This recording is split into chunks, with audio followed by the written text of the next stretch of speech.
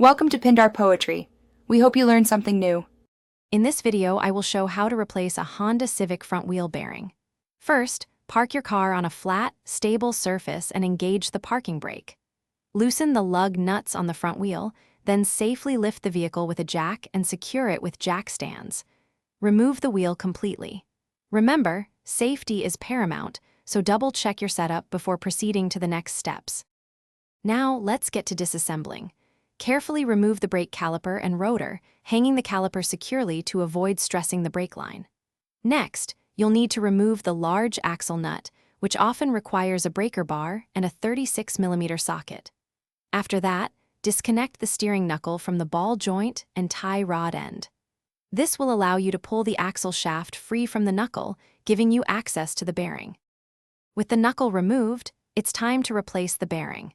You'll need a wheel bearing press kit or a hydraulic press to safely remove the old bearing and install the new one.